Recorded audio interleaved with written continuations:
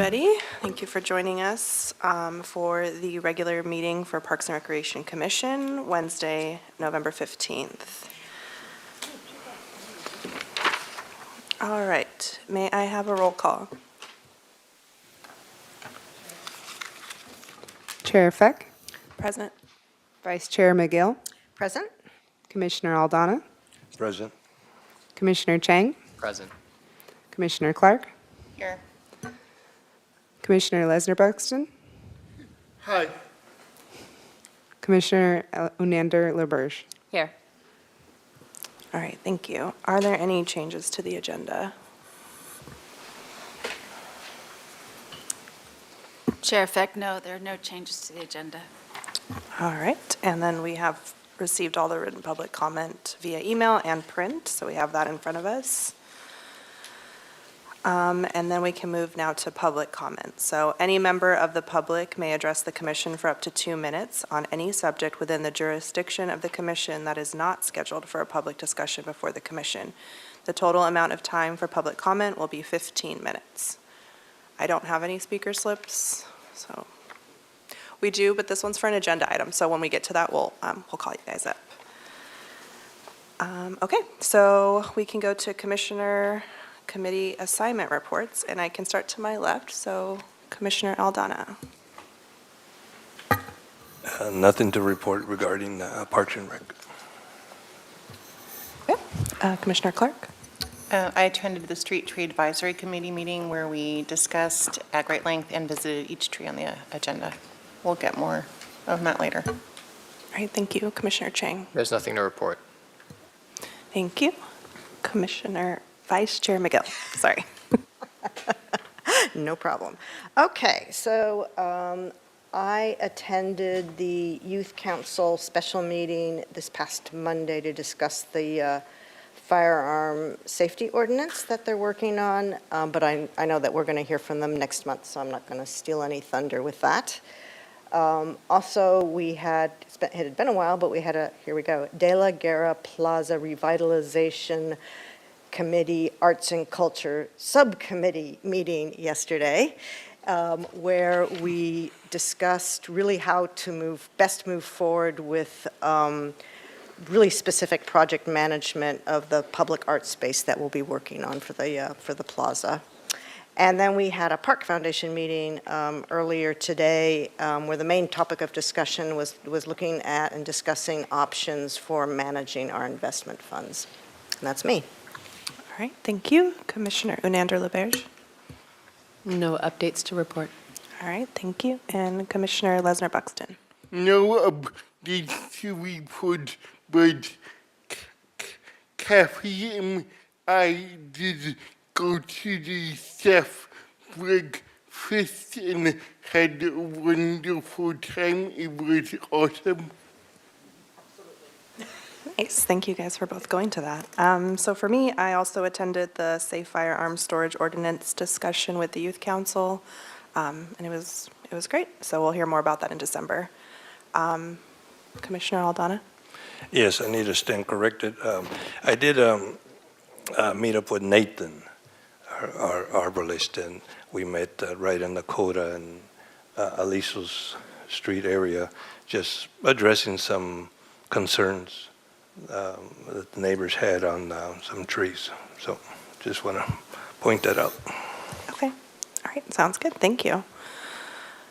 All right, moving along to any commission or staff communications. Okay, any ceremonial items this month? Chair Feck, we do not have any this month.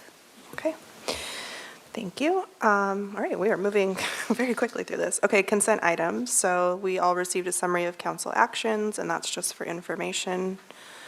And then something for action for us is the minutes. So the recommendation is that the commission waive the reading and approve the minutes of the regular meeting on October 25th, 2023. Any discussion or questions, or anyone want to make a motion? I'll move that we waive the reading and approve the minutes. I did have one question on the summary of council actions. Jill, it's just been so long since we have visited Franceschi Park up here. I thought I remembered seeing some kind of preliminary design in the past, or was that just like an idea? Okay. Chair Feck, Commissioner Clark, back in 2018, we went before the City Council with 3 options for Franceschi House, including sort of mothballing it, or trying to step forward for the, I don't know how many time, and restore it, or pursue the concept of an interpretive pavilion in lieu of the house. We are now finally moving forward with beginning that conceptual design, and the contractual agreement with the architecture firm was at council last month. Thank you. Thank you so much. All right, so got a motion, and then we need a second. I'll second. All right, thank you. I guess we'll go to a vote.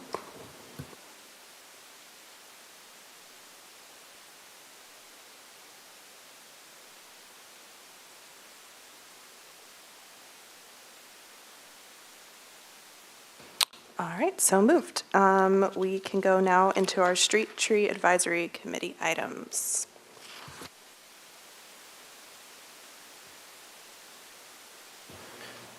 Good afternoon, Chair Feck and Commissioners.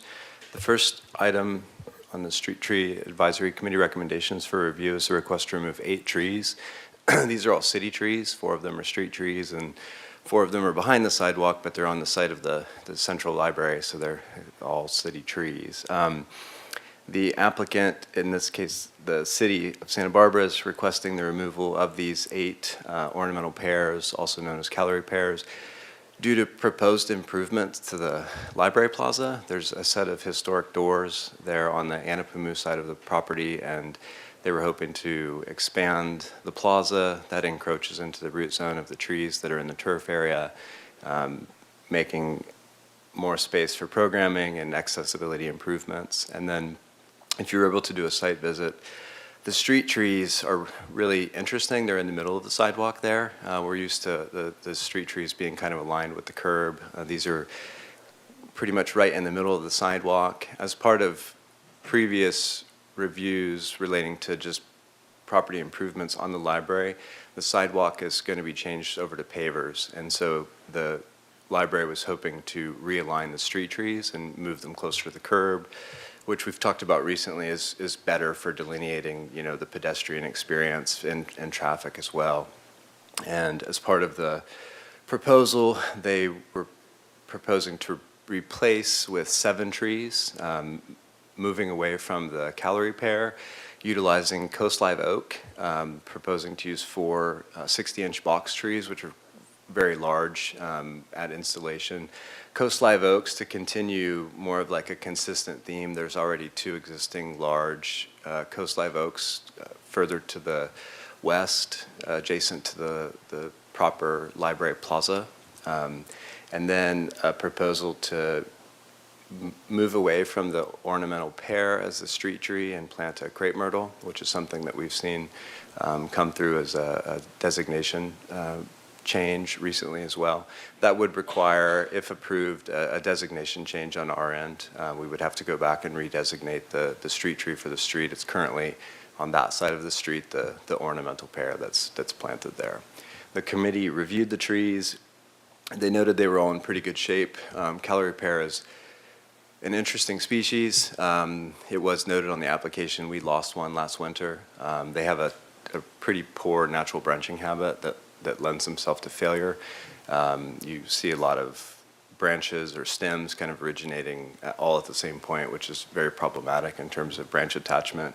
The arborists were kind of talking about the overall shape of the trees.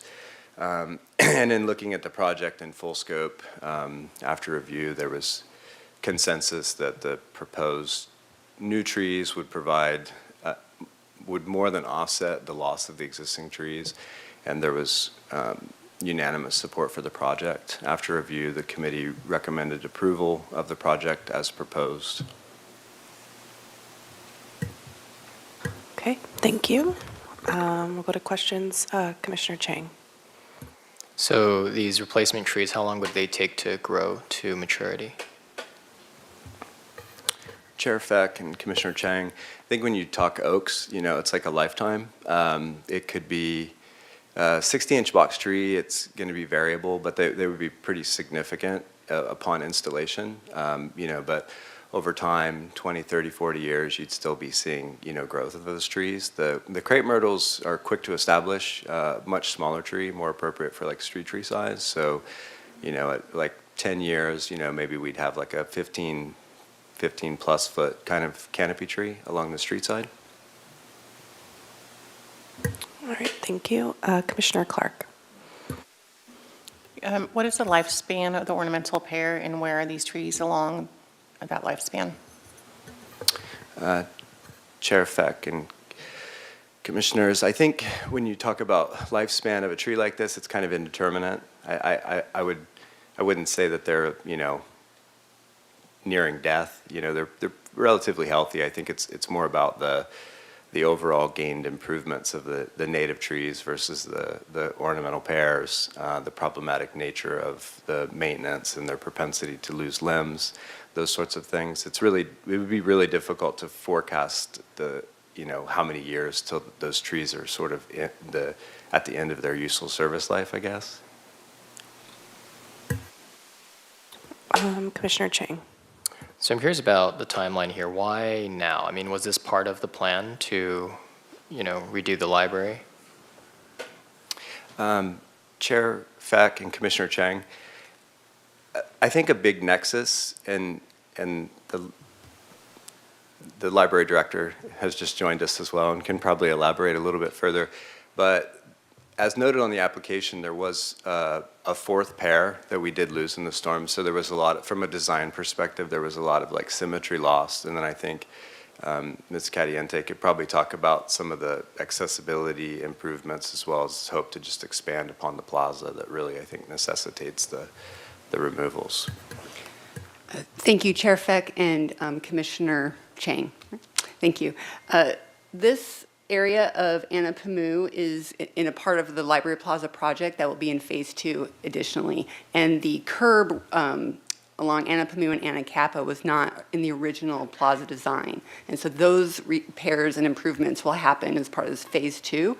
And as Mr. Slack noted, the loss of one of the trees within the plaza area itself has reduced the symmetry. We had two on either side of the plaza, and there had always been a desire to increase and enhance that historic entrance plaza as well. Okay, thank you. Any other questions or comments on this? I don't have any speaker slips, so we could move to a motion if someone wants to make one, unless there's more questions. I'm prepared to make a motion that we approve the recommendation as written for the removal of the trees at 40 East Anapamu Street on the condition that the replacements are done as written. Second. All right, may we have a vote?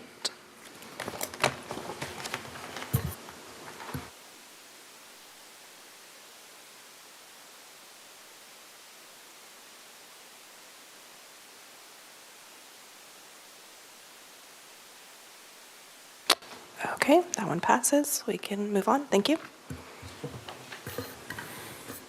Chair Feck and Commissioners, the next street tree advisory recommendation for review is the request to remove a date palm. It's a Phoenix dactylifera, located on the side of the property, or I guess in front of the property at 1215 North Salsapuede Street. The applicant was requesting removal due to competition with neighboring plants. It appears that this palm almost assuredly naturally germinated, so it's growing close to the building and competing with the building's foundation, roof, and just general maintenance concerns, and a desire to remove it now and let the remaining vegetation thrive. The committee looked at the palm.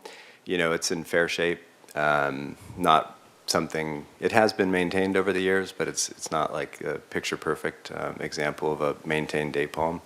There was review about its placement, its competition with there's a lot of shade trees on the property, Pittosporum, some black acacia. It's really very messy kind of landscape, and this palm was in the back corner of it, competing with the rest of the woody plants. And that was really, I think, a driver for the committee's recommendation. After review, the committee recommended to approve the removal with no conditional replacements due to the existing plants in the planter, and as part of the recommendation, noted the commission could make the finding of the principles of good forest management would support the proposed removal. All right, thank you. Any questions or comments on this tree? Okay, I don't have any speaker slips for this tree either, so would anybody like to make a motion?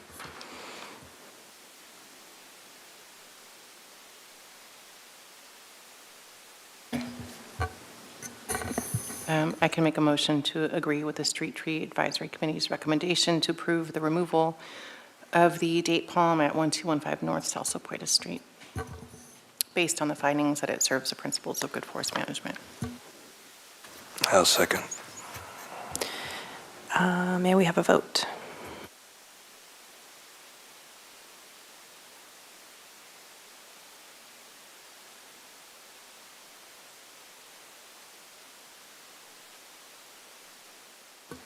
All right, so moved. And we can move to our last tree.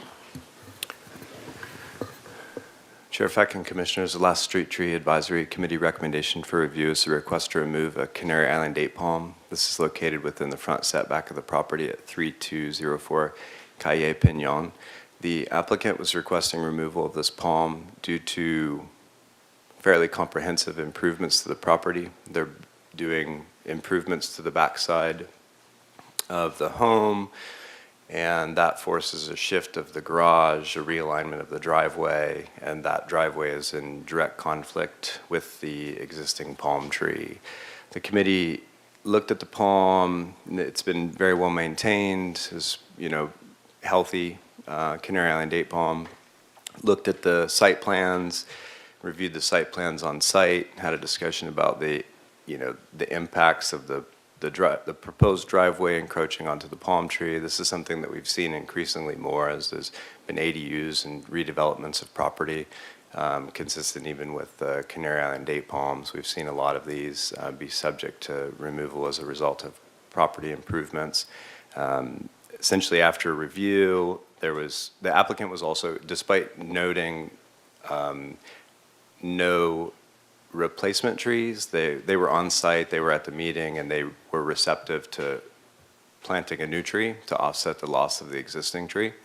And after review, the committee made a recommendation to approve the removal on the condition that a shade tree that can achieve a minimum height of 30 feet at maturity be planted on the property.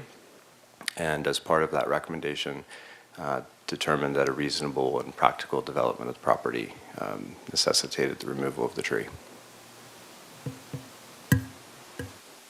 Okay, thank you.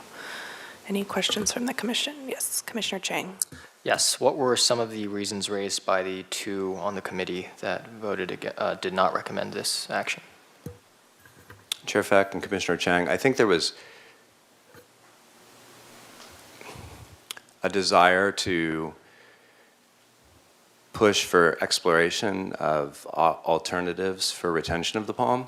So looking at strategies that may allow for retention of the palm is pretty much what it was. This was, as the majority noted, a reasonable and practical development of the property. A couple of the members were hopeful that it could be explored further, despite there being consensus from the other members. Commissioner Clark. Are you able to list any of those strategies for retention that were mentioned by some of the declining committee members? Chair Feck and Commissioner Clark, it essentially is well outside of our sphere of influence. The driveway width would have to be modified. That would have to be vetted. There's the potential that the driveway could be kind of shoehorned in adjacent to the palm. When you do that, you start to move towards the adjacent property owner. that may require zoning modifications because you have these interior setbacks. So there's a lot of things that would have to be explored. And essentially, that's what you're looking at. You're looking at, can this driveway fit in this space? Does it require a zoning modification from zoning to encroach into the setback or not? And then there's the ingress and egress that transportation staff would look at in terms of if you were able to sort of hit the sweet spot on driveway width, then can the cars safely move in and out of the garage given the proposed driveway width? Vice Chair McGill. Thank you. I've got two questions, so I'll stick with the designy types, then I'll segue over. So where exactly do you know are they in the permitting process and in terms of design approval and permitting, and where the tree falls in all of this?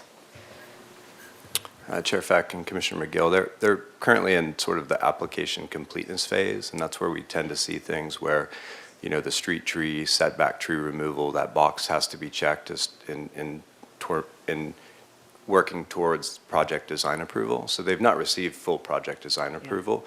There remain some items that are sort of like conditionally complete, and it starts to get infinitely complicated, and I can't get into a lot of those details where boxes are checked during building development and things like that, but the project has not been approved, I think is the key thing from our perspective. Okay. But this is, as we continually see, a step in that process. Okay, thank you. Yeah, and it sounds like we're coming in at about the appropriate time. It's always a bit of a dance. But, so let's talk about owls. I guess my yes/no question is, did the owls, the nesting owl concern come up during the street tree review and with the applicant? And then in terms of the factual piece of what is protected and what isn't, and what are the conditions associated with having it being an owl habitat, a potential owl habitat? Chair Feck and Commissioner McGill, there was nothing noted on the application about, owl activity. So that's not something that would kind of like register with us, especially on site during the day. We didn't see anything, so it really wasn't part of the conversation. I think, date palms in general, Canary Island date palms specifically, provide significant habitat for lots of things, from little bugs to rats to other, lots of bird species. And occasionally you'll see plants growing out of the base of them as well, even. And then I think we were pretty fortunate to have a wildlife biologist on staff, and so I was able to kind of have a chat with her prior to coming to the meeting. And it is relatively common to have owls sort of returning to nesting. I can't say whether there's actual nests there or not, or if the owls maybe just roost there frequently. That's something that we can't really get into in its current state. And then in terms of like the regulatory component, the owls that we typically see, like the barn owl or even the great horned owl, they are protected under the Migratory Bird Treaty Act, which is something that we talk about from time to time. They do not have special status on the California Department of Fish and Wildlife's like special status for birds and mammals. So essentially you could remove a tree without breaking any regulatory rules as long as it was done, during non-nesting season, which is essentially mid-September to end of January. So a follow-up, recognizing that I am straying somewhat out of your area of expertise. In terms of if that is a nesting site or an important habitat area for the owls and it is removed, how disruptive is that? I mean, do they just move on and find someplace else? I know I'm coloring way outside the lines. Chair Feck and Commissioner McGill, yes, we are. But anyway, from the little bit that I know, they nest every year, right? So the one thing that we can say, I think, with certainty in this situation on November 15th that there's no active babies and the nest isn't what would be considered active, right? So the owl may certainly return to nest in the same nest, which does happen. It also, hypothetically, if it did nest there, could decide to nest somewhere else, in different years. But again, certainly not my area of expertise. Okay, thank you. Chair Feck and Commissioner McGill, I think, in situations where we are faced with tree removals and there's a potential for impact to a biological resource such as nesting birds, that becomes part of an analysis of a larger project. In this case, without that analysis, which isn't necessarily required by the city, the key thing for an owner to be sure of is not to remove the tree during nesting season, or if a tree is to be removed, that they conduct a bird nesting survey before that occurs, because the Migratory Bird Treaty Act protects any nest during nesting season. That makes sense. Okay, thank you. Commissioner Aldana. Yes, from the property line to the tree, what is the width?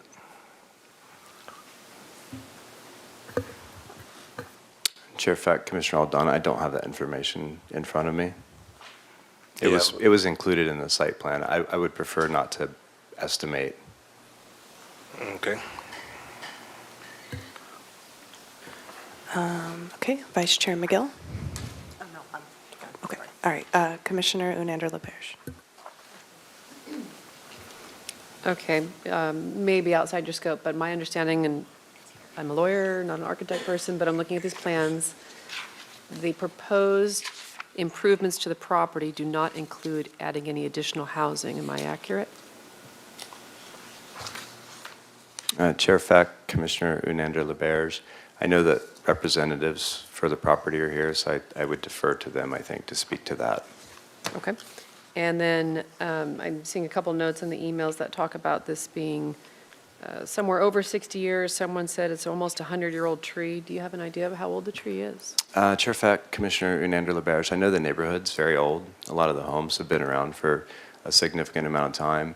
It would be difficult for me to accurately say how old the tree is without some type of maybe photographic evidence or something that kind of references, maybe when the tree was initially installed or somewhere around there. But no doubt it's an old Canary Island date palm based on its height. I think, the palms don't keep getting bigger in size. They keep getting taller, and these are quite tall, or this one is quite tall. So it's safe to say that it's quite old, I'm sure. Okay, thank you. Okay, I don't see anybody else with questions, so I think we can move to our speaker slips. So for those that aren't familiar with the process, we'll go in the order in which they were received. And so I'll call your name and you'll come up and you'll have 2 minutes to speak. There'll be a timer at the front of the thing to kind of, so you'll be aware. So we'll start here with Edward Taser Myers, if you want to come up, and then give us a nod and she'll start the clock for you, okay? Okay. Madam Commissioner, Commissioners, my name's Edward Taser Myers. I'm the neighbor. My wife and Nancy and I are neighbors with the neo-colonial house bordering the property that you see in the slide. We have lived there for 8.5 years. We have not had owls until this last season. We've wanted owls, especially great horned owls. The sound, their coo, is a lot better than what we get with the barn owls with the screech. And they control the rodent population, and it's just been terrific. It's a beautiful date palm, and fortunately, we are not the ones that it's on our property, because the fronds do come down. The previous owner had problems with them following on their cars, and in fact, it's not really safe to park in the driveway. So they come down every time. And the previous owner did describe to me that I asked him how often he had to do the trimming, and he said it was about $800 each time, and they had deferred that for several years now. I think in our 8 years there, it's only happened once. So we can attest to those falling trees, and the plan, Jill, the owner, did advise me of the plan to replace the tree with a tall tree and a basket and owl box. So that would be, that made us feel better because it's been quite nice. They are there right now. In the evening, we hear them, but not every night. Certainly, it was very active during nesting season, but it's been a little intermittent the last few days. Jill also advised me that the alternative, is that already 2 minutes? Yeah, Okay. it goes by really fast. All right, But we it does. appreciate you coming and speaking to Okay. us. All right, thanks. Thank you. Oh, so we support the plan. Okay, thank you. All right, next speaker slip I have is Holly Harris, if you want to come up.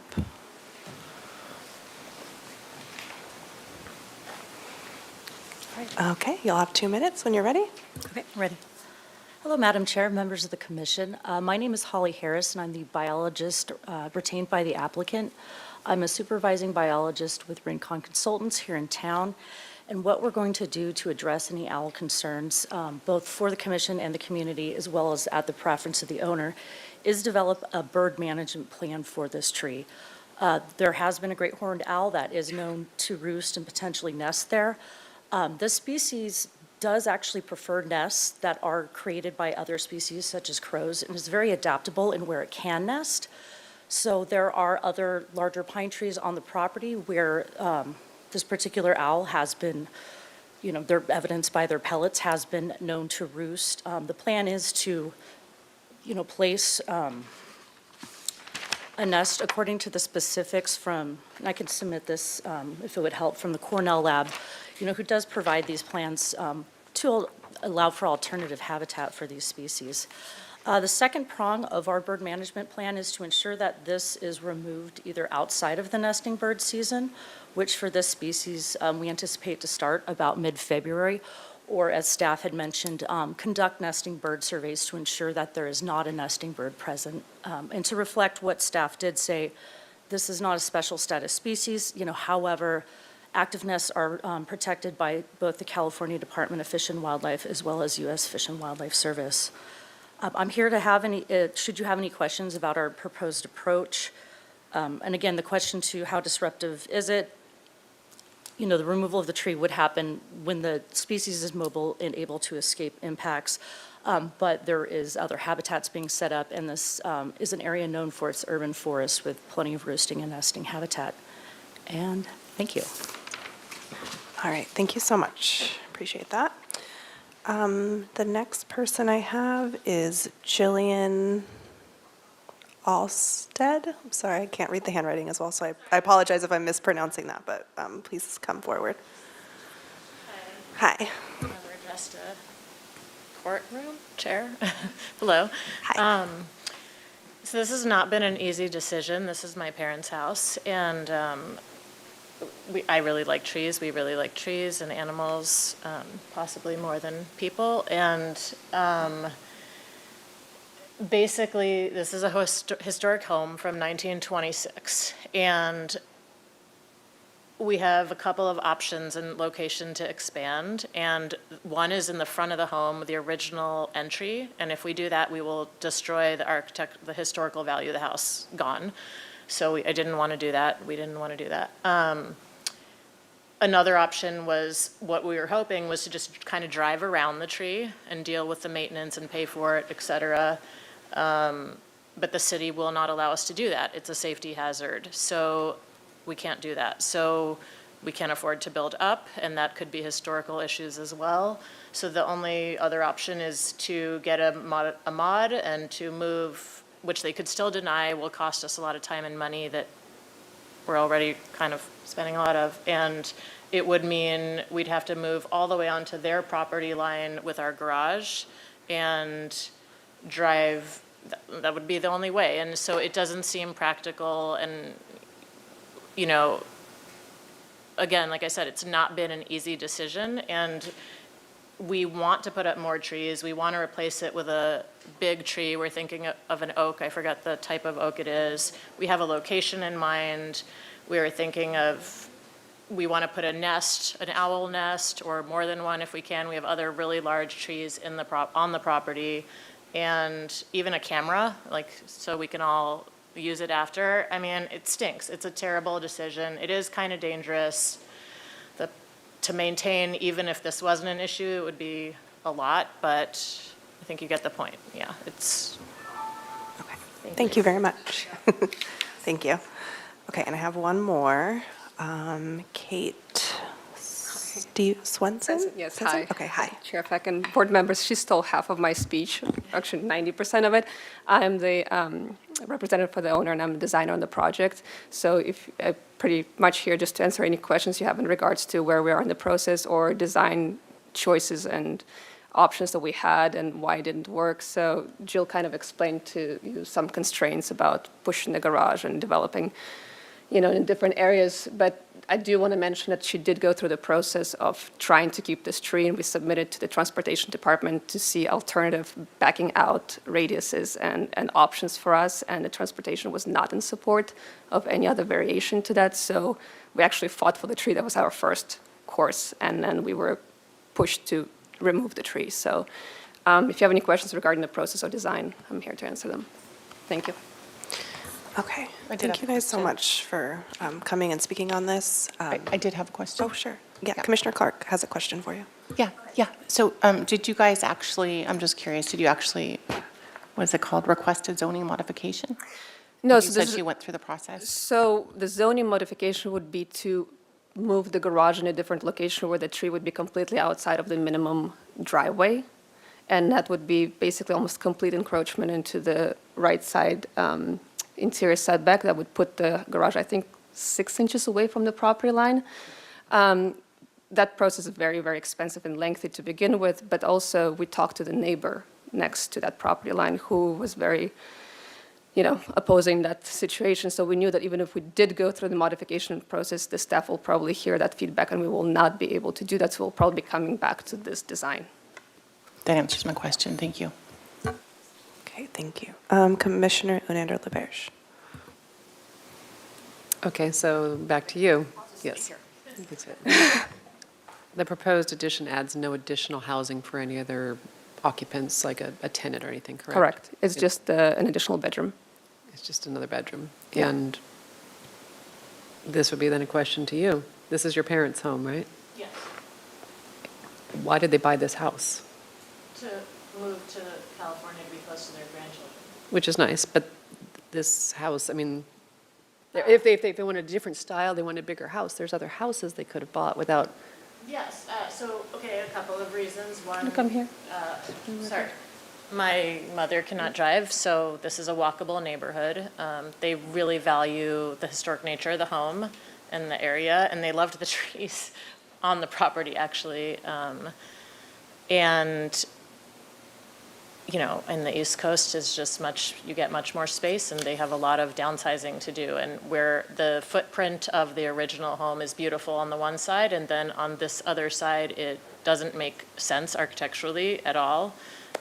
So the plan was to honor its historic value and fix that layout and add a bedroom and move the garage down and fix the kitchen so that it functioned like a home that would work for pretty much, I think anyone who moved into it would probably do this. Like I do interior design work Okay, and what's their, projected how long they'll stay there? till they die, probably. My parents? 20 Okay, years? I think we'll, I mean, they're 81, so Thank you. hopefully long as possible, but Okay, I- thank you. okay. Okay, Commissioner Aldana. Maybe one of you two can answer. From the property line to the palm, what is the width? yeah, I was trying. It's about 10 feet plus minus. I'm looking at the site plan. It's about 10 feet from the property to the edge of the palm tree. 10 feet? Yeah.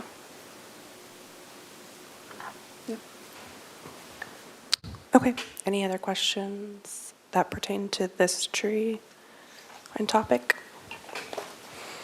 Okay, I don't see any more speakers. I don't have any more speaker slips, so is there anyone that's prepared to make a motion on this tree?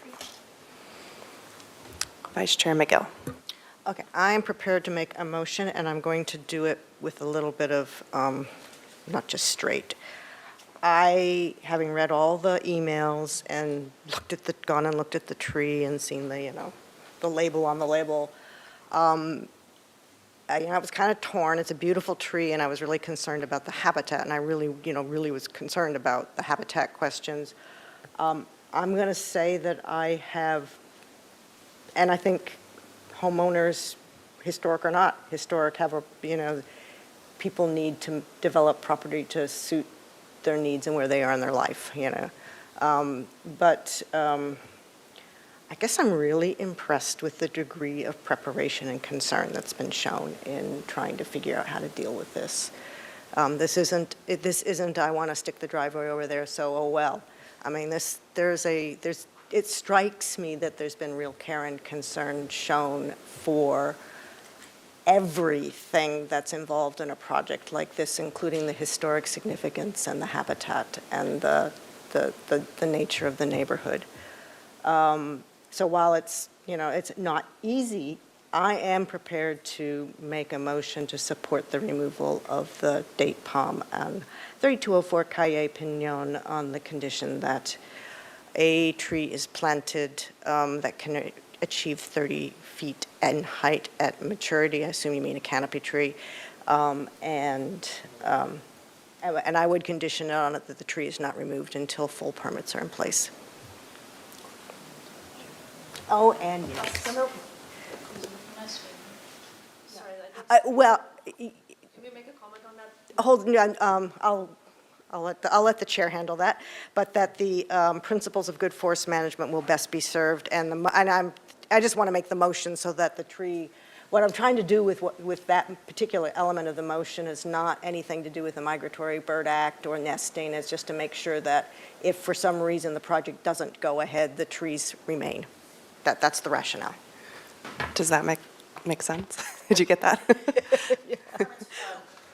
historic landmark permits would be final sign-off before we remove the tree. HLC permit. Or the building permit. Which permit are we referring to? Would it be the building permit, We should correct? defer Can I to- defer to you about which permits they need? I mean, I don't need to have this ready. Really, all I'm trying to achieve is that if for some reason the project does not happen, the tree stays. That's really my end game here, and however that needs to be stated. So I think just to clarify for the commission and the applicant, what Commissioner McGill is suggesting is that the tree is not removed until the actual project construction begins. Yeah, that would work. Yeah. That would work perfectly. Thank you.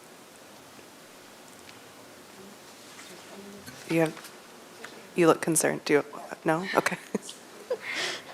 He's used to my garbled motions. Okay. I will say, though, thank you guys for your due diligence on that. It definitely makes it better to hear that you've done a lot of work on it. Second. We can't do any more comments because we've exceeded that portion, but I think we're all on the same page with the motion. We're able to document it properly. Okay. Hold on, we have one comment. Commissioner Unander LaBerge. Okay, do I have a second? I'll second for the purposes of discussion. And then Robin. You guys see that little card again there?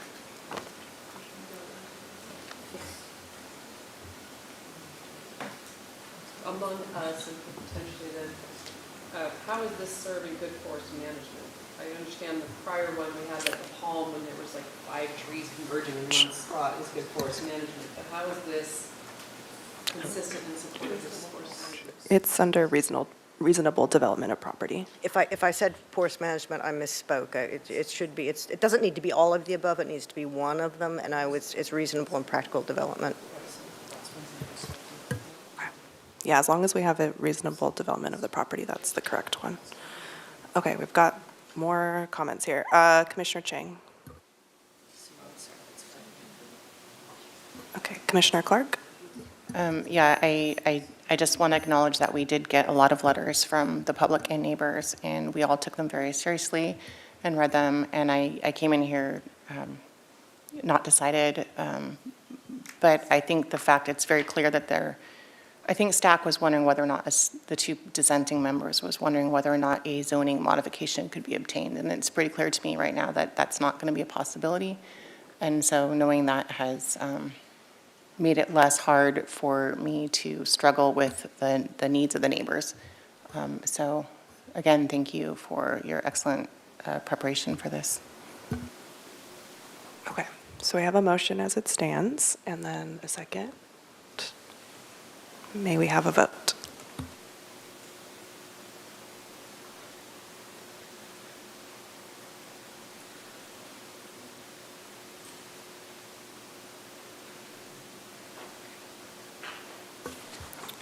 Okay, that passes and it's approved. Thank you, everybody that came to speak. We appreciate your time. Chair Feck, if you could just also read the appeal options that after every tree approval or removal. What? The repeal option is right here. Okay.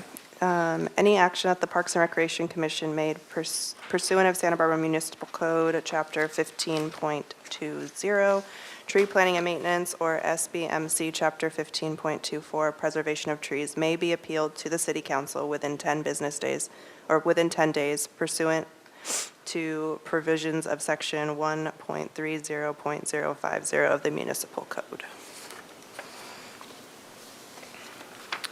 Okay. All right, so that concludes our trees, and we will move to our director's report. Chair Feck and Commissioners, on the lighter side, we had our adapted Halloween dance on Friday, October 27th at the Carrillo Street Gym, our great old gym that's destined for renovation next year, which is very exciting. And we want to bring that to your attention because this is doing adaptive programs, particularly for people of all ages, has been something that's been a priority of the department for almost 50 years. During the pandemic, that was something we were unable to do. And so now, finally, 2023, we're actually back in full swing, not only with dances, we also have a bowling league. We have our annual Thanksgiving luncheon, which is back inside. It was back inside last year for the first time since the pandemic. And we have an incredible volunteer crew, including the Kiwanis Club has been super instrumental in supporting a lot of these events. So just want to share that with you. We have some great photographs that we're starting to collect, and hopefully at a one of our next commission meetings, we'll have Julie Thomas come and give you an update on all of our adaptive programs. It's been quite a while since that happened. Also, returning to Parks and Recreation is volunteer opportunities at Alice Keck Park Memorial Garden. We had a fairly robust volunteer program many, many years ago. A lot of work from the Parks Division staff and department staff to try to rejuvenate that, because that park really needs a lot of love. It was designed with the idea that it would have full-time caretakers 24/7, which of course is not feasible for a public park. However, we do have 2 hourly staff that are serving as sort of volunteer coordinators and spearheading Saturday volunteer days at the park. And so the first one was held this month, and we've got ones the first Saturday of every month going forward. And then we are heading into the holiday season. Hard to believe, but most city offices will be closed from December 22nd through January 1st. That includes all of our Parks and Recreation administrative offices and recreation centers, as well as our rental facilities, unless there is a private rental, and obviously we staff those. We use the opportunity to do maintenance work at Los Baños Del Mar Pool, and then we also close the Carrillo Street Gym. At the same time, you can still play golf, except for December 25th, And we also have all of our open spaces that are free and open to the public, or our community gardens, which is by permit only, open during the holiday season. We go down to about 50% staffing in our Parks Division, and they sort of switch off what vacation days they take in order to ensure that we maintain our restrooms and we undertake basic park maintenance activities, as well as ensure that we have park rangers on for a portion of the time. And that pretty much concludes a little bit of a report. Had I known, I would have been able to put in a little plug for the fact that we had a soft opening to Eastside Neighborhood Park yesterday. Stay tuned for a ribbon cutting in the near future. I would just also like to add, in addition to the work that was done to build the new playground and put in the athletic equipment and the walkways, it was truly a team effort. Parks Division staff pulled out all the stops to do new irrigation. We have probably the first and only turf renovation that park has ever had that's underway, so that's why the turf is still fenced. And then the forestry staff did a really fantastic job with those oak trees, trying to preserve as much of them as they can, but also make the park safe and protect the new equipment that we have in there. So stay tuned. Hopefully there'll be a ribbon cutting ceremony coming up soon. And that really concludes an update. For your December meeting, you will have advisory committee appointments to make. We hope to bring forward the Chumash Cultural Project at Ambassador Park, and then also, as some commissioners have mentioned, the Youth Council will be bringing forward its presentation and recommendations on the firearm draft ordinance. Happy to answer any questions you might have. Okay, thank you. Any questions? Okay, thank you. Okay, let's see. New business. CDBG projects for action recommends that the commission receive a presentation on the Parks and Recreation Department's community development block grant supported projects and the recommended projects for the fiscal year 2024 to 2025. So Chair Feck and Commissioners, just as a little bit of an introduction, Sean Stewart, who's a project planner in our department, will be doing the presentation, as well as providing the lead role in writing the grant applications, which are in process now. But I'd like to just share with you that the Parks and Recreation Department has depended heavily on community development block grants to make really important improvements to our parks in Santa Barbara. And the areas in which we're able to apply for grants really depends on census data. So it's the lowest income neighborhoods in Santa Barbara. So we've been able to work around the city depending on what the census data has shared with us. Most recently, CDBG funds, as you will hear a little bit more, Eastside Neighborhood Park for both the restroom and improvements.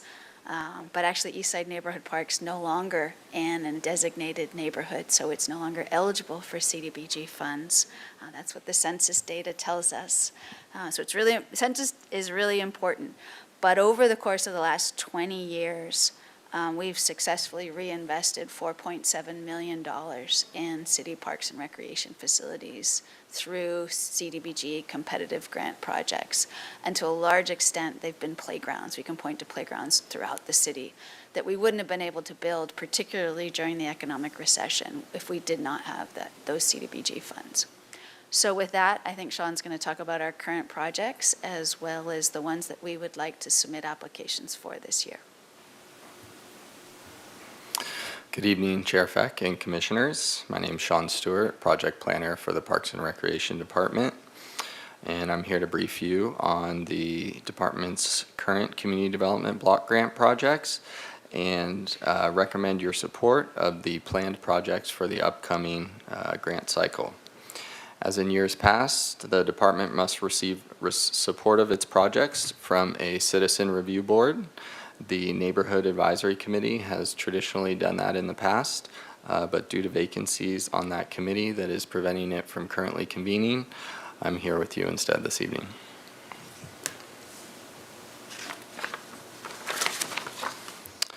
So one of the priorities of the CDBG program is to support capital projects that improve public facilities and infrastructure that serve low and moderate income neighborhoods.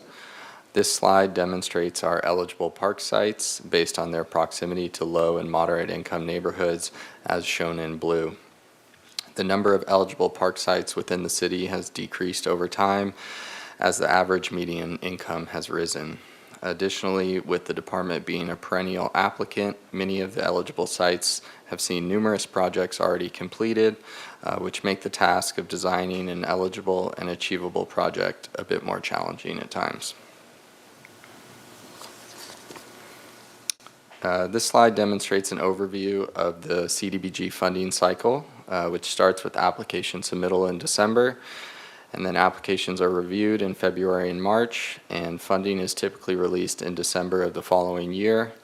And then projects must be completed by April, which also includes all of the administrative closeout tasks associated with projects. So in reality, the sweet spot for wrapping up construction for us is really in March. The department currently has 7 CDBG projects that have either been recently completed, under construction, or will begin construction soon. And they're listed here. So beginning with projects that are about to start construction bring us to the Bonnet Court expansion project. This project will expand the court area to create 2 basketball courts and also a futsal court. And then 2 handball courts will also be striped on the blacktop as well. The expanded court area will also provide a safe opportunity for youth to skate, scooter, and to learn how to ride a bike. Construction for this project will begin after the new year and will be completed by March. And the project is funded by a $79,000 CDBG grant. And then also, I will note that Phase 1 of the Lower Bonnet renovation project was finished in early 2022, and this project will complete the overall park renovation. As part of the prior permitting that's been done with Phase 1, we've also done we have our permits in place and done all of the stormwater work that we need to do for the new impervious surface. So this is a great project for us to meet the CDBG timelines.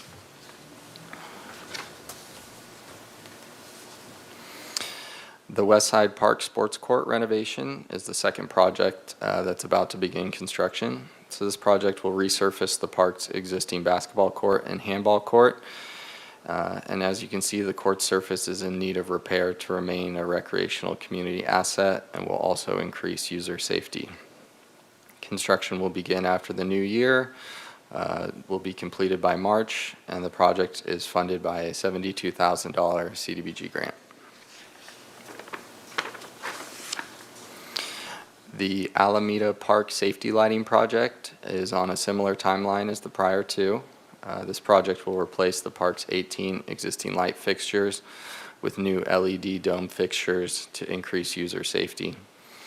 The existing lights from the 1970s are inefficient and outdated, and these new fixtures will illuminate the park's paths and also save energy. This project will be completed by March and is funded by a $111,000 CDBG grant.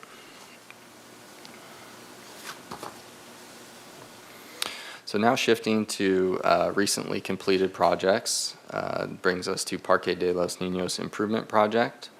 You should be familiar with this project as well as the following 2, since we also covered these in our June capital projects update. And then some of you were also able to visit those sites in August. The Parque de los Niños Improvement Project installed 3 pieces of fitness equipment in an unused portion of the park, replaced the drinking fountain, added new pathway circulation, and repaired the fence along Wentworth Avenue. This project has been completed and was funded by a $79,000 CDBG grant. And then another fun fact on this site is that the park's playground was replaced in 2015 with the CDBG grant as well.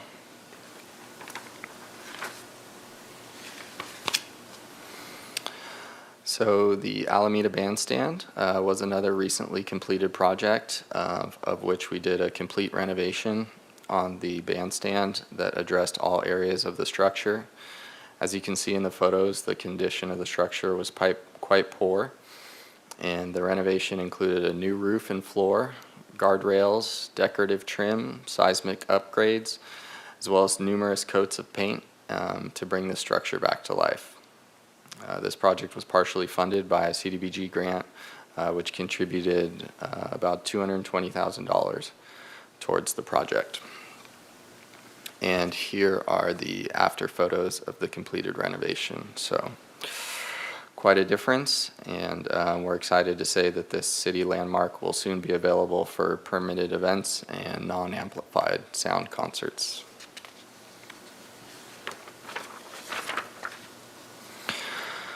So this brings us to Plaza Veracruz. This is one of our projects that's still in progress. Here is the safety improvement project, which is about 90% complete and will be finished before the end of the year. This project was funded by a $275,000 grant and will secure the park to promote a safer environment. The project includes wrought iron fencing around the entire park, formalized entrances, and a main entry gate along the Haley Street that will have an overhead banner sign displaying the park's name.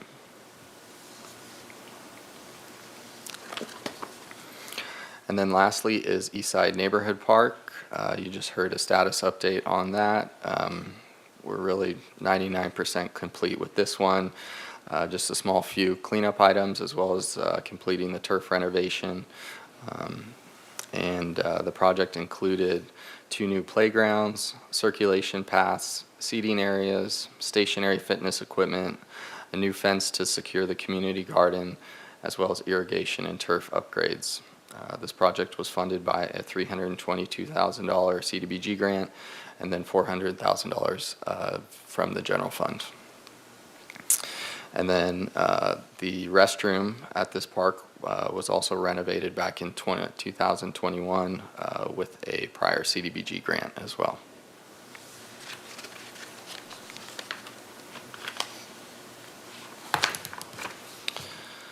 So that concludes the overview of current projects, and I'll now transition to our 2 proposed projects, which include Alice Keck Park as well as Kids World Playground.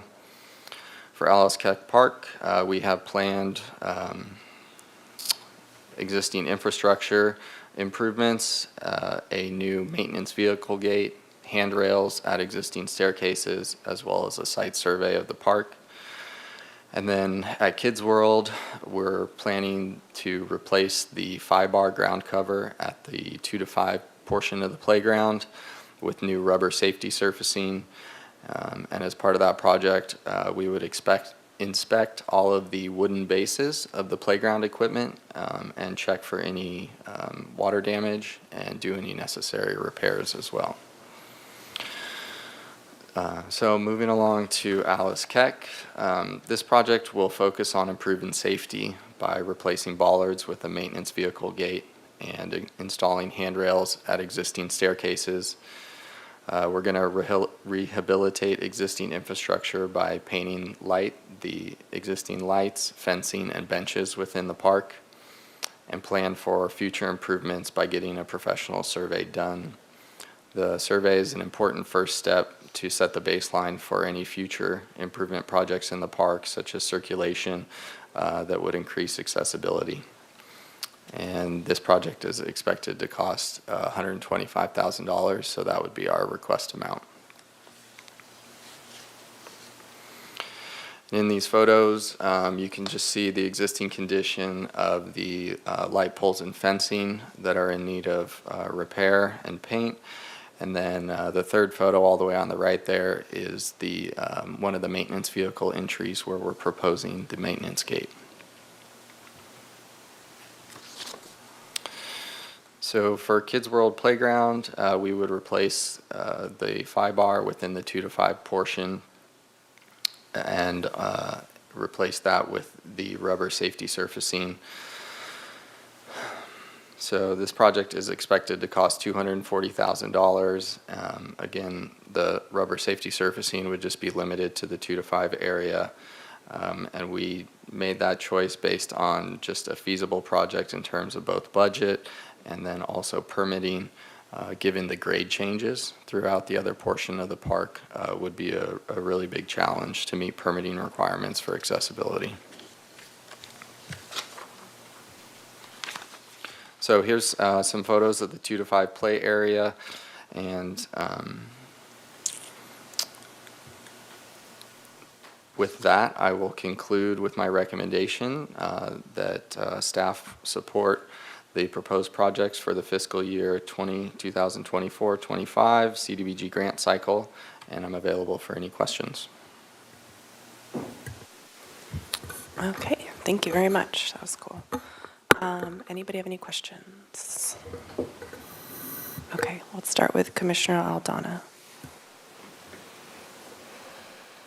With the NAC not in full force, you did a survey also, correct? There was a survey sent out to the community, and then besides the survey, what other? How did you communicate with the community for them to be here to give any input? Chair Feck and Commissioner Aldana, I think you're referring to the survey that the Community Development Department staff issued, asking the community of their priorities for CDBG funding. And so we did not administer that survey, Parks and Recreation didn't, but we saw the results that were also presented to the City Council, which established priorities for consideration for the Human Services Committee when they are reviewing applications.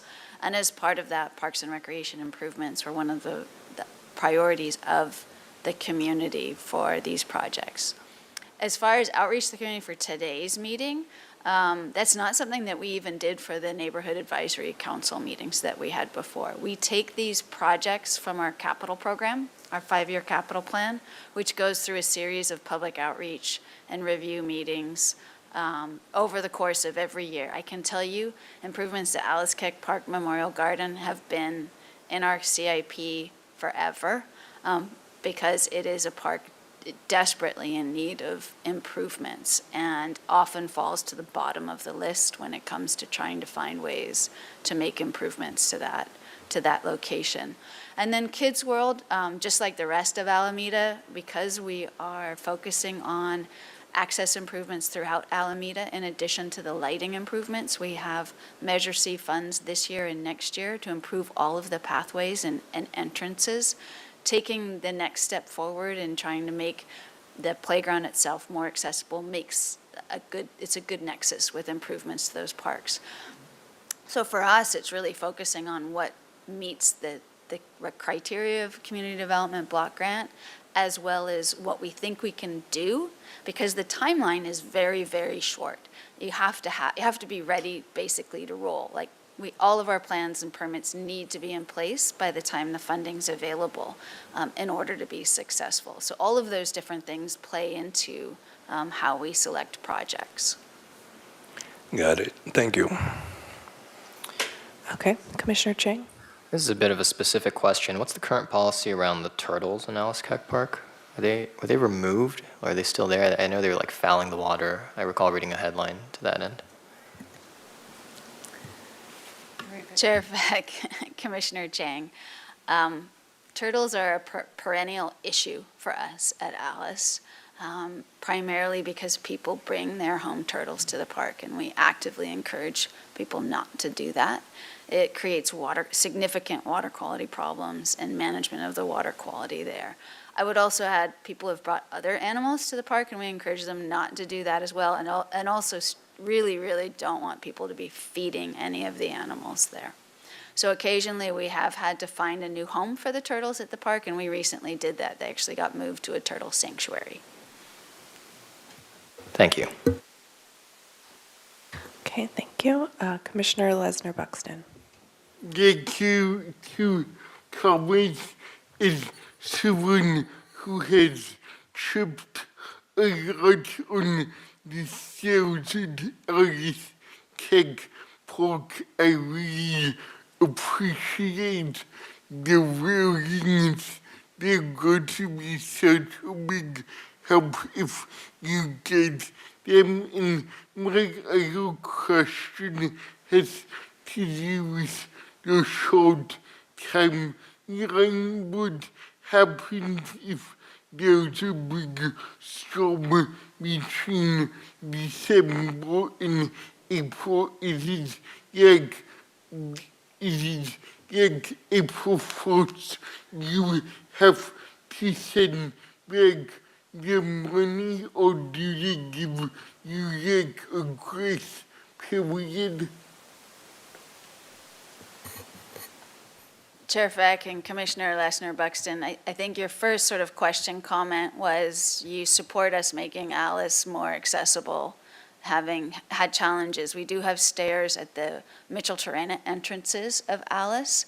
So part of the purpose of the survey, and we're still actually talking about whether we can find a way to get that done before next fall, is to have a comprehensive long-term plan to improve accessibility throughout the park. But it'll take a long time to get that done because it'll require money, and there's not always enough to go around for what we want to do. As for the timeline, for the most part, we're very successful in getting all of our paperwork done by March. The community development staff that administer this program have to demonstrate to housing and urban and development that we've made progress. So if we extend it, the money doesn't go away. It stays and we get it done as quickly as possible. And sometimes when there's funds that are left unexpended, they can get reallocated, and the Human Services Committee plays a role in determining that. Thank you. Okay, Commissioner Clark. No, I'm sorry, Jill just answered my question. It was just, if they're focusing at Kids World on the 2 to 5 area due to the burdensome permitting requirements to address the grade issues for other parts, is when would they be addressing the accessibility of the rest of the park? So Jill just answered that. Thank you. Okay, thank you. Vice Chair McGill. Are you ready for more comment as opposed to question? Because I'm in the... I have a question, but you go first then. So my question is just more about like the CDBG process. Is it a lump sum of money that you apply for and then you allocate it towards different projects, or how does that actually work? Because I noticed you were putting prices on here, so I was just kind of curious. Sure. Chair Feck and Commissioners, the amount of funds that the city receives come through the Community Development Block Grant Program are determined at the federal level. And my recollection is it's based on per capita and particularly of the low-income population that we have. So they estimate what those funds might be, but actually the actual final number really doesn't actually come forward. When we put together proposals, we look for, and again, it goes back to projects that can be done. So often that means it's not a large project unless we already know, like for example, when we do a restroom remodel, which we've done a lot of restroom remodels with CDBG money, we know really well what it costs because we've done a number of them. And so we try to find that sweet spot to what it actually will cost, not more, not less. It is competitive, so there could be nonprofit organizations that get community development block grant funding, capital, and they have in the past. They also, many of them get human services funding. So we're not always guaranteed that these funds will come forward. And sometimes we have been offered partial funding. And so when we're offered partial funding, then the burden is upon the department to determine how else a project might be funded. And that's happened a number of occasions. Bonet Park is a perfect example. We got some funding from CDBG, some funding from another source, and then we didn't have enough to finish the project, which is why we're going back after 2022 and finally getting the project done with a community development block grant for the last piece of the project. So it really varies. Overall, these funds have done are of tremendous benefit throughout the community, regardless of the type of project that's pursued. Cool, thank you. Commissioner Clark. When one of your projects does get funded, do the costs incurred for the project to that date get reimbursed? Okay. So the department's still bearing that cost of the. Certainly. So that's, thank you, Chair Feck and Commissioner Clark. So part of this is, staff have to do work before we know what we want to apply for. And then there's a certain amount of staff work that has to occur to make the project ready to roll. Sometimes that can be funded through capital, and sometimes it comes out of our operating budget because it's staff hours in order to make that happen. We really focus, and we're not allowed to charge project management costs for actual construction. You can't include that in our CDBG budgeting. So the money we ask for is literally for contractors and stuff. So if we're buying playground equipment or whatever it might be, it doesn't actually pay for the city staff. So we always have to figure out making sure we can actually pull the project off. Okay, Commissioner Chang.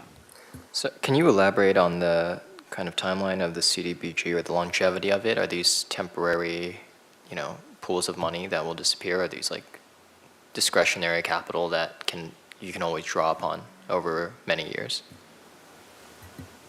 Chair Feck and Commissioner Chang, no, it's each year there's an allotment.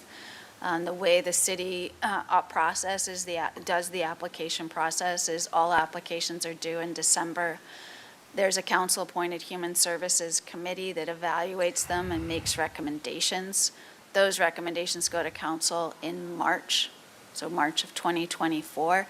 And the funding actually is not actually available until the following fall, particularly for capital projects, because they actually have to do the NEPA review, so the environmental review under federal requirements. So there's steps that have to be taken.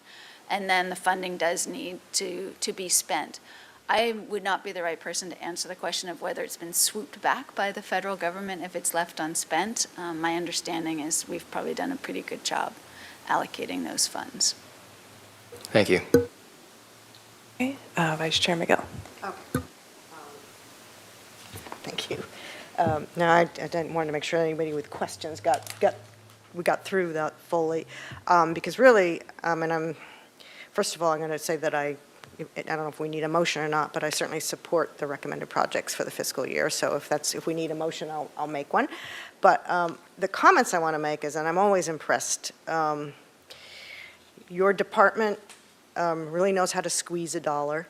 And particularly with these grant funds, I'm always amazed at how much you get done with a small amount of money, given how many overruns we read about. And the reason I'm going to end with a little bit of an anecdote, and I'm doing this deliberately because I know we're about to go into a more citywide budget discussion, and the budget discussions in the city are almost always around safety and things like this, and somehow what in my mind tends to get lost is how important livable, viable, robust, pleasant to be in open areas and green spaces, how important those are to safety. And I think that gets lost in the discussion a lot. And I'll bring it up again in the next discussion if that's where it goes. But the anecdote is around Plaza Veracruz. And we know what it looks like now. We know it's a hive of activity. And Director Zachary is always saying that the research shows that if there is activity, if people are there, the place becomes safe. And we've seen what's happened at Plaza Veracruz with investment and with recreation activities. And my anecdote, and then I'll stop, is that my next door neighbors are quite new to Santa Barbara, and I was talking to her one day, the mother of small children, and she was she was euphoric about the trampoline camp, and she looked at me and she said, Kathy, this used to be called Needle Park. Can you imagine? And that to me was an aha moment of what investment in our parks and open areas does.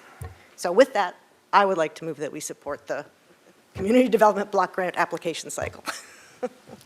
With that said, you. I'll second it.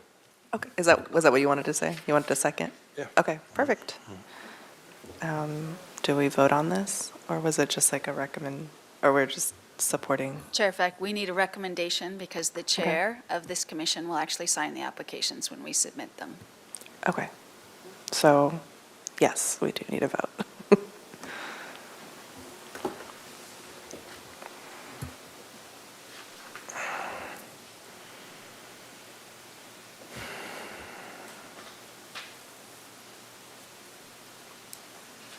Okay, thank you very much. All right, so that takes us to item number 6, which is the city budget presentation and community priorities.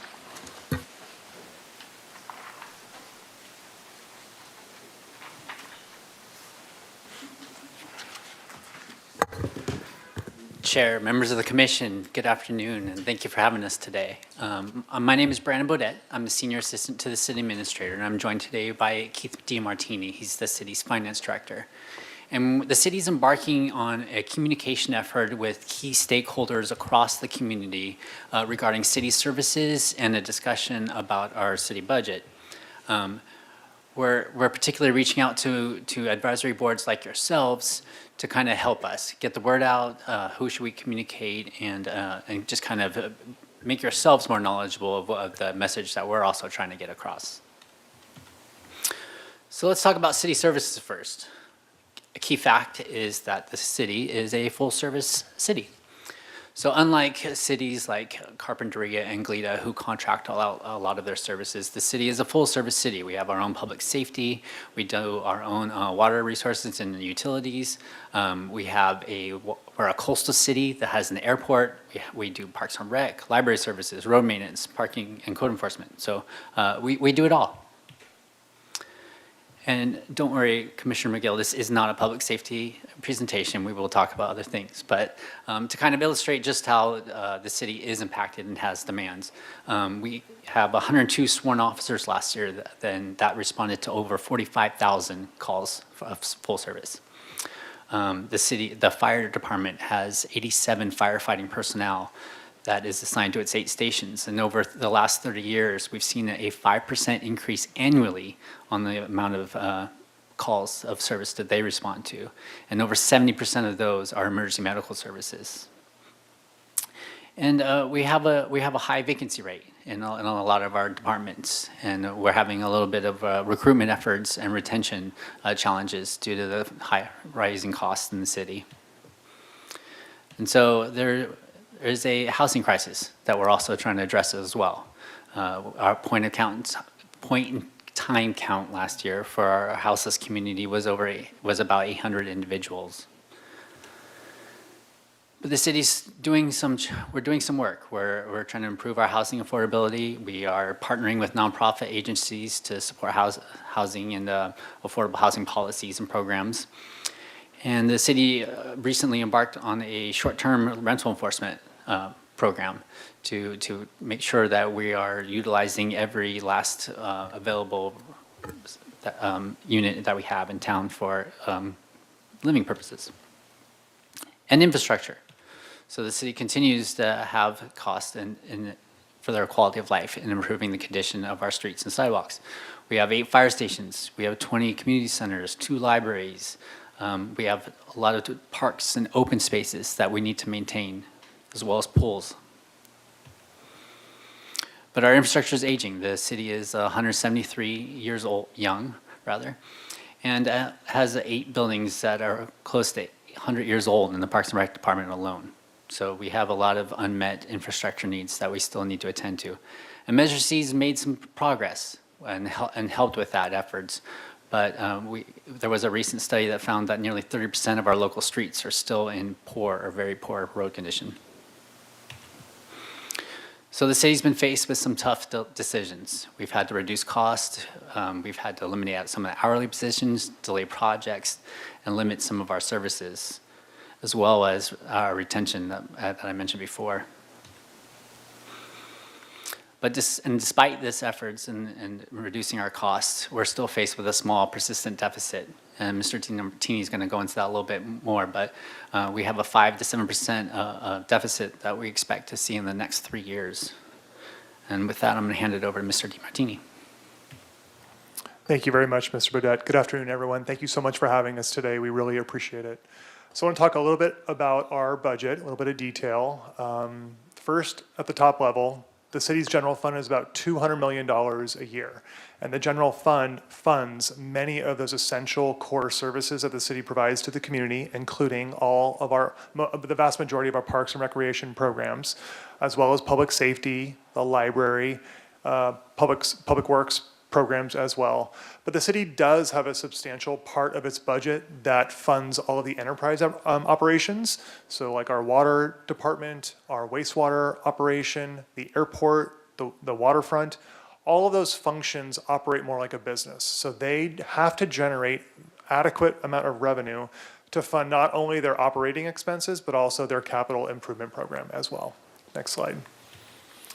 Let's talk a little bit about COVID. So COVID impacted obviously the whole world, but here locally in Santa Barbara, we were disproportionately impacted primarily because of the industries that are more prevalent here in this community related to tourism, hospitality, restaurants, bars, entertainment.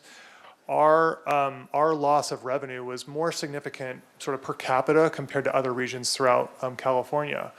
In order to respond to not have to impact the community disproportionately, we reduced our expenditures where we could. That was felt really heavily in libraries and parks and recreation, from hourly staff being let go. We reduced hours of operation in many of our facilities. And we also had to leverage our reserves. We have cash in the bank. We have that cash so that we can dip into it in times of disasters, which we do experience here from time to time. Next slide, please. So what have we done to kind of manage through this uncertain sort of trend, this uncertain time in recent years? We have, over the past couple of years, implemented expenditure reductions in our operating budgets in our annual budget process. The city administrator's guidance in the current budget that we are in right now in fiscal year 2024 was to find permanent expenditure reductions, so sort of acknowledging that we cannot continue on this trajectory of just sort of temporarily, whether it's reducing service levels, reducing or delaying our investment in our capital infrastructure, maintenance and renewal, but more kind of finding permanent ways to balance our operating budget year after year. Those reductions were 2% in fiscal year 2024 and then increased to 3% in fiscal year 2025. Next slide, please. So let's talk about how we're funded, because that's half of the equation. This slide here shows our major general fund revenue sources.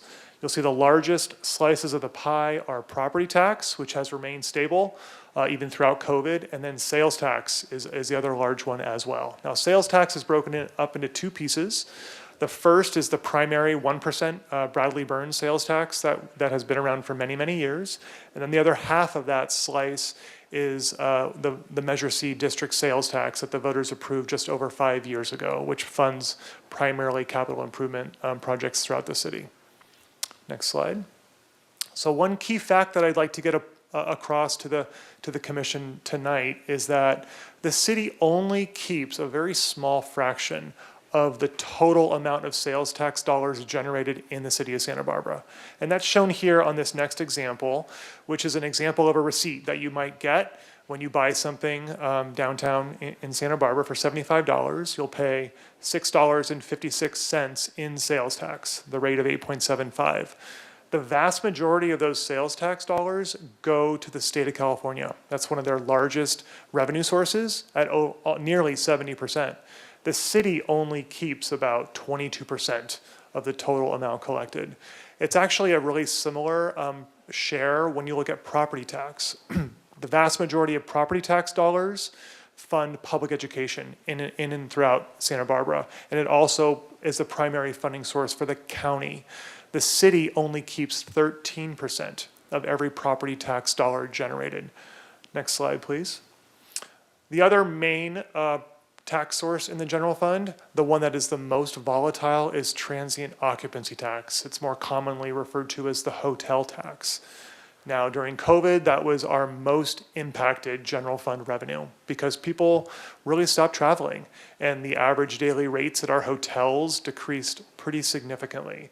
Overall, the city lost about $30 million during COVID total for the whole city.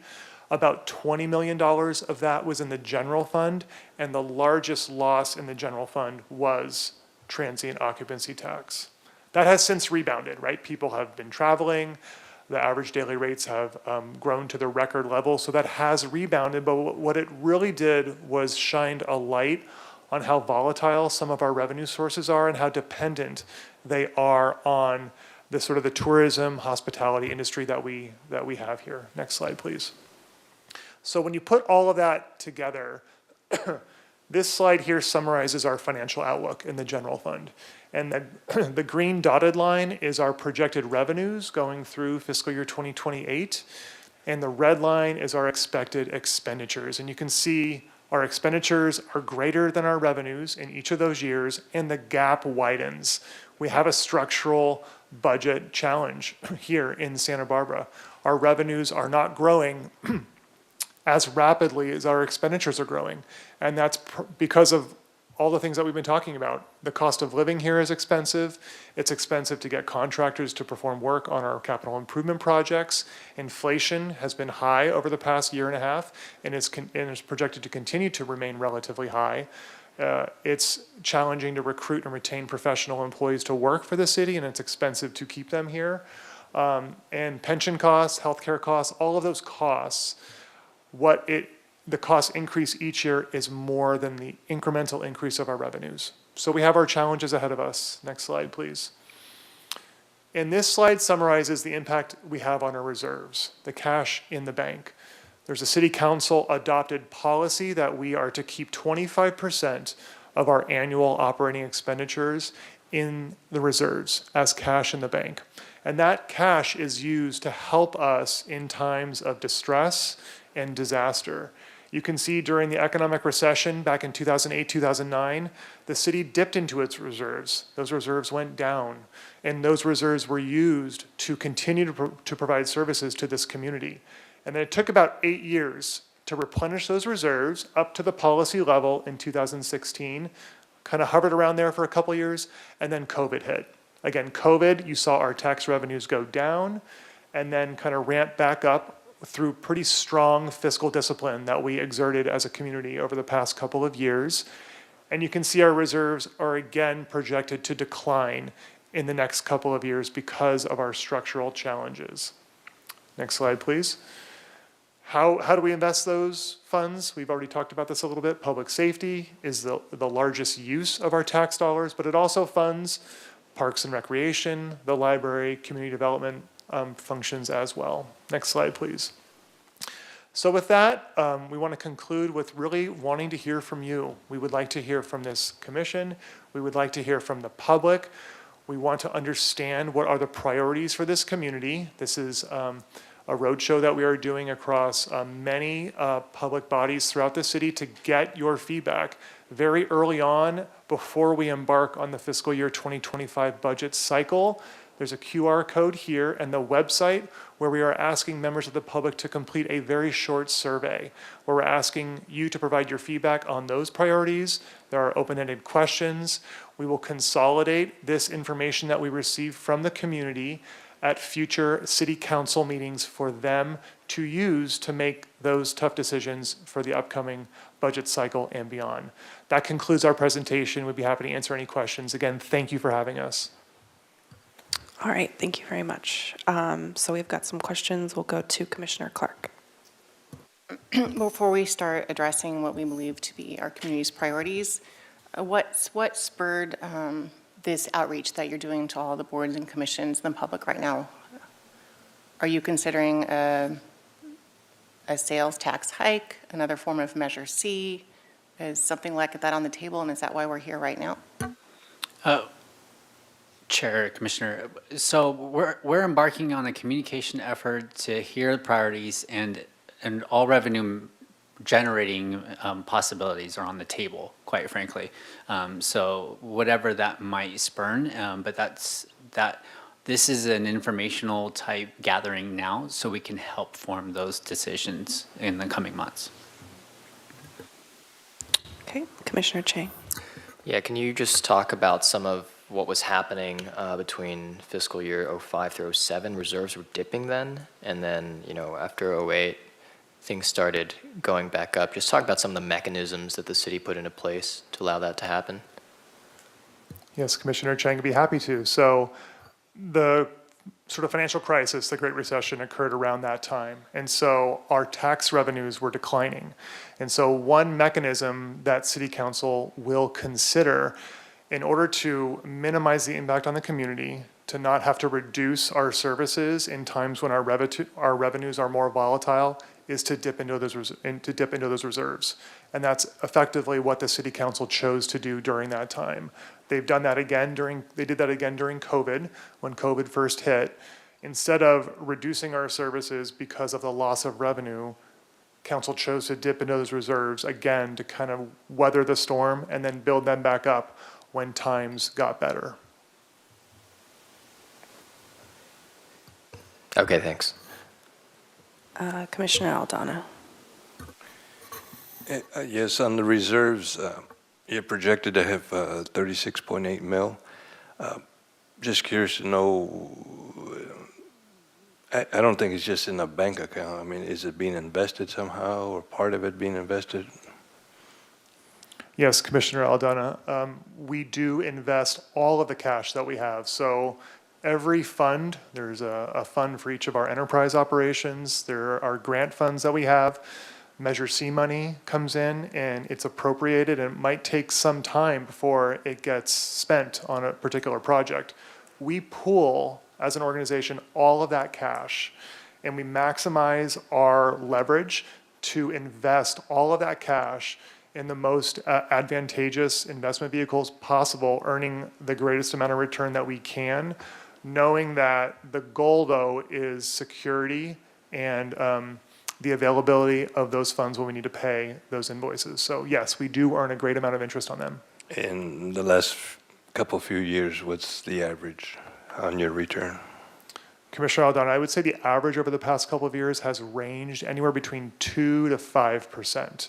We're not going to earn a great deal of interest because, again, the priority of our cash is security because it's the public's money. Got it. Thank you. Commissioner Chang. Yeah, can you just talk about the trend of the sort of deficit or the surplus, as it were, the operating one, prior to 2019? Not the reserves, the income statement. Sure. Yes, Commissioner. So prior to 2019, actually, maybe if you look at the reserve slide, it might show you a better picture of it. So from 2009 all the way through up to 2016, you'll see our reserves grew, right? That gray bar kind of goes up each of those years. That indicates that we had operating surpluses. We had some savings. We may have had additional revenue that came in during those years. So we were able to replenish those reserves to go to actually meet the city council target level of the 25%. So we had surpluses within each of those years. Okay, so sorry, I'll let you. No, please. I mean, structurally, what has changed? I mean, is it just inflation that is really causing these expenditures to increase, given that CPI is rapidly dropping? Like how are you baking this into your forecasts? Yes, Commissioner, I'd be happy to talk about that. Structurally, what has occurred is inflation is one factor that has been a lot higher in recent years and has continued to grow. That's one factor. The other factor is the city's personnel and benefit costs are growing much higher than some of our ongoing revenues are growing. That's mostly in our salaries, what our bargaining units bargain with the city as far as cost of living adjustments, as well as efforts that we are doing to retain and attract new employees to come work for the city. Our medical costs are growing substantially, anywhere between 15 to 20% annually. Also, our pension costs are growing. The city has a rather large unfunded liability on its balance sheet, which represents the cost to the city of future payments to retirees for their pension costs. CalPERS has performed well in the market for their investments, but it's incredibly volatile. So we are kind of at the whim of what CalPERS does. We are acting ourselves to be able to control those pension costs in the future, and I'm happy to talk about that if you'd like. What it costs to implement capital improvement projects here is incredibly expensive. A lot of our contract labor comes from outside of Santa Barbara County, and so the cost on bids is more disproportionately compared to other communities as well. We have a lot of deferred maintenance. Again, it's a very old city, as we've been talking about. So what it costs to maintain the existing infrastructure, let alone build new infrastructure, is again very expensive. So when you put all of those costs together, the annual increase that we are experiencing is greater than the annual increase of our revenue. Okay, thanks. Commissioner Clark. Actually, I was just ready to start the conversation on priorities, but if other people have questions regarding operations and budget, we could finish those first. Looks like I have a couple more questions, so we'll do Commissioner Aldana. It's going to be two questions. On Measure C, on the funds that have been collected, what is the percentage that has been used on roads? And then also on the unfunded liability, what's the magic number? Yes, Commissioner Aldana. So Measure C brings in about $30 million annually to the city.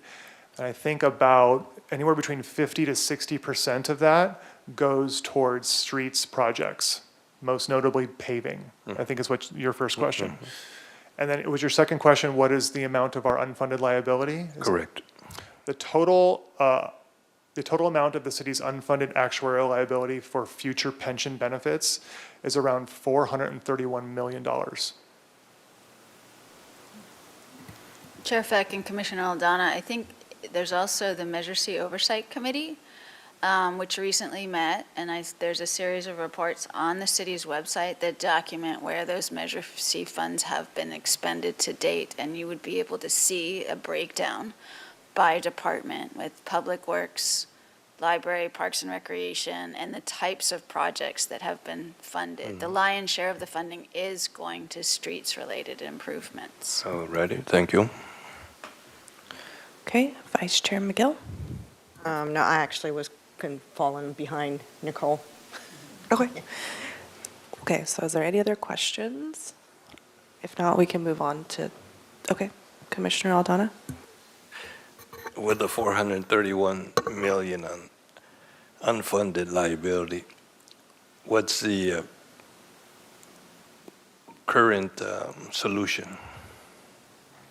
Yes, so the city acknowledges this is a major problem, and we're not alone, is the first thing I'll say. Every CalPERS member, which there are 4,000 in California, has grappled with this issue. And there are things we can do. There are already things that we have done.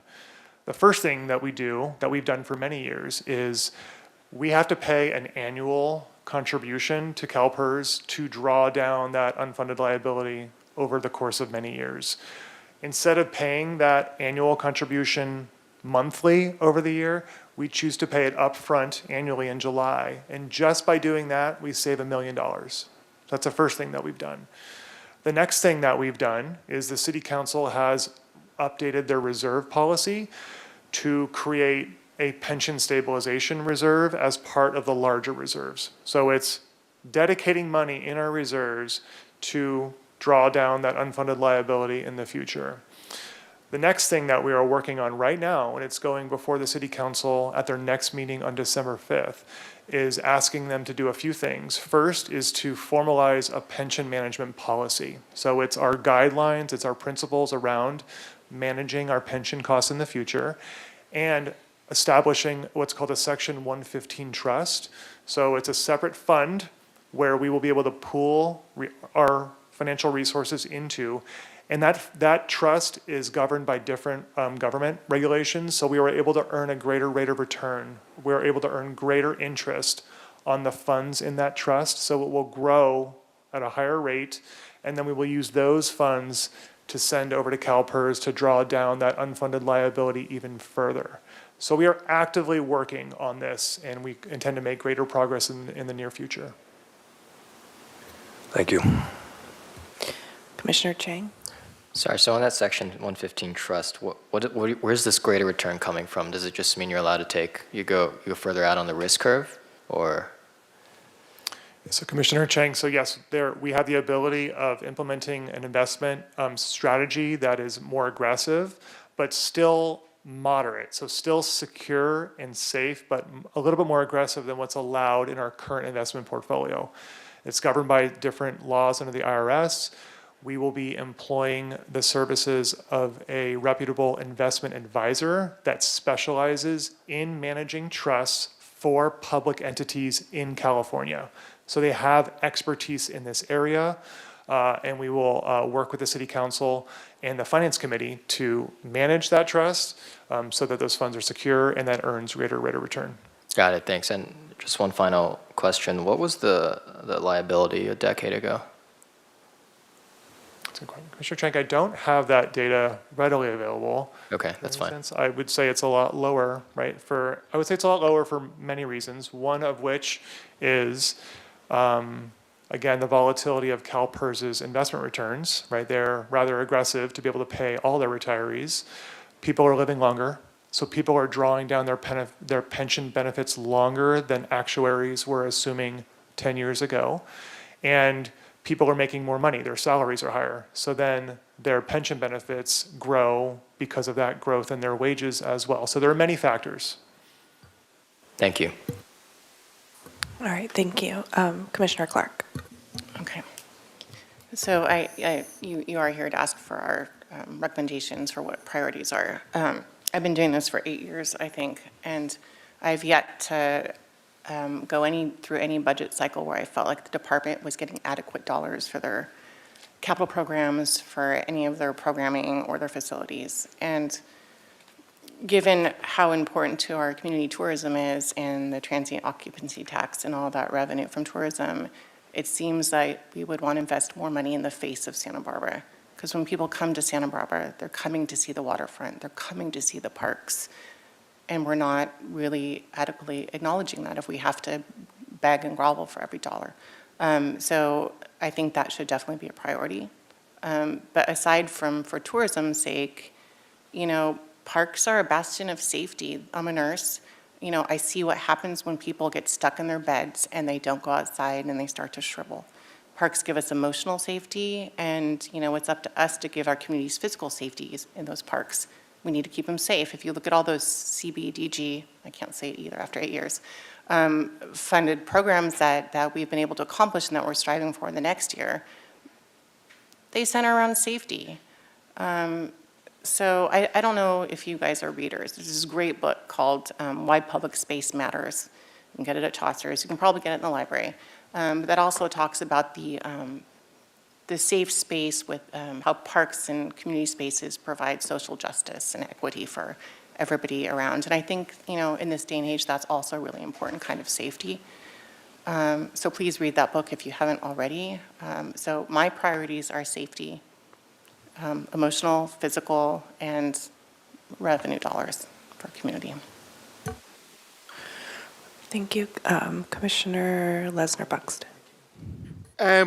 Yes, sorry to be selfish, but you can just guess, could a person with a wheelchair be a city council member? The answer is no. Could they get into this elevator without feeling for their life? The answer is no. Couldn't. But Bruce back before the dinosaurs came. I would ask you to please tell the council to give more than $1,100 a year for access to this building. I'll be happy to explain to them how to portray, how to using ableism as an excuse not to fund disability services. I'm sorry, but that's my pet issue.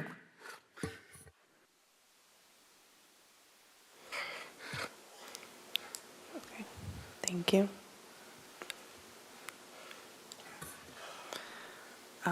Commissioner McGill. Okay. So I'm going to do some violent agreeing.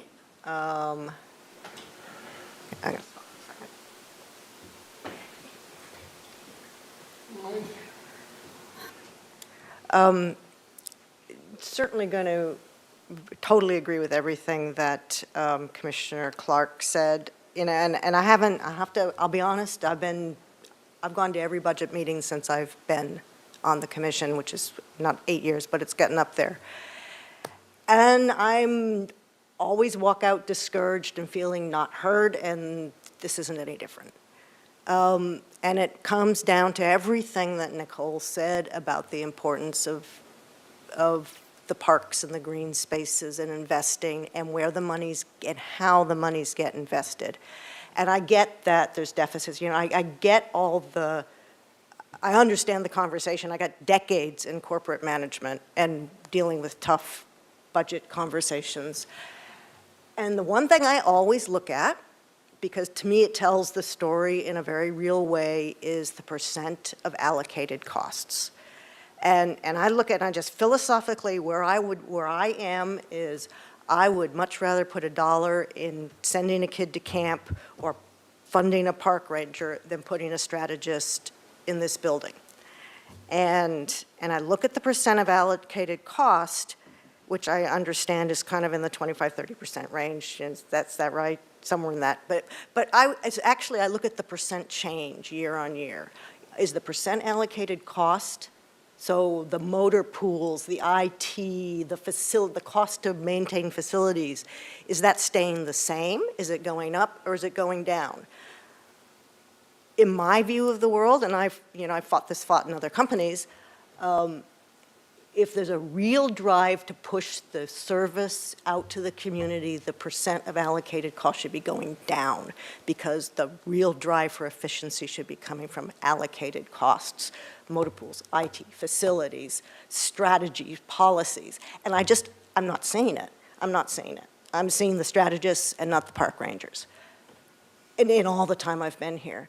And then, and another example, and this is something that's close to me because it's what I know, because it's the Parks and Rec, when I see new departments being created by going in and taking perfectly happily functioning things like the Creeks Advisory Group, and that goes into a new department that never existed before, well, that new department is going to cost money. That's going to be staff. It's going to be overhead.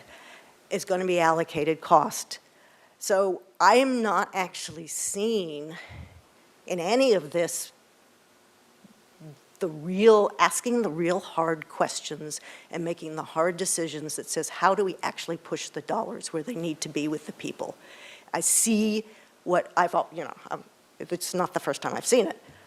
It's very, very, very easy to protect the core and to have sacred cows. And I don't know how you crack that nut, but I would really love to see a presentation someday where at least the questions have been asked. And we can get to where Commissioner Clark says we need to get to, and I agree. Thank you. Commissioner Aldana. Okay, I do have a comment, and it's not regarding the city budget, but there is a City of Santa Barbara organizational chart. And okay, I found this on the web. what the heck? See, it does exist, right? Okay. But I went to the city clerks a few months, let's just say 6 months ago, and they mentioned to me, they gave me a chart, and they said that it starts with administration. So being that we have an administration department here, but that's incorrect. That's not where it starts. And I would just like for all departments to respect the chart. And the people, and at the peak is the electors. And I do not feel that the electors get treated properly. That's just, so I would just like the City of Santa Barbara organizational chart to be respected. Thank you. Commissioner Chang. So I guess I'll be the final comment here. And I'll say that, funding the Parks Department is a significant left tail hedge if you don't want the city to burn down. So you know, I don't know how you can really factor that into your budget, but it's worth considering. But good luck with pushing this boulder up a hill. All right, I don't see any other requests to speak. I echo everyone. I mean, the parks are super important, having fields that people can play on and all those different things, what's already been said. Not if this ties really into Parks and Rec, but also just like housing is like such a huge deal. Like if you don't have people that live here, then you can't have people that enjoy the parks either. And that goes from just affordability in general. So I would say that that's definitely a hot button. Got a lot of people that can't afford to stay in this city, and that makes me very, very sad because it's a beautiful place. Commissioner Clark. Sorry, I wasn't quite, I mean, specific priorities. I don't know if we need to address any more specific ones, but if you could look at our CIP projects that are on the block, could you please help us, you know, if you happen to generate more revenue, help us address some of those outstanding projects, the really big ones that the whole community has rallied for, like Ortega Park and Dwight Murphy. It's time to make things happen. They're not getting any younger. Thank you. All right, well, we appreciate you guys coming in and sharing that with us and giving us a chance to state our opinions. I know it's a lot to take. Yeah, if there's anything else we can do, we'll be sure to fill out the survey and pass this information along to people that we know, and try to get more involvement so you guys have better responses. Awesome. So that was the last thing, so we can go ahead and adjourn. Oh, sorry. Yeah, do you mind putting the QR code back on? So I think some folks still wanted to scan that. You can actually go into the website and just type it in. Okay, perfect. Well, thank you guys so much. And we can adjourn 5:56 PM.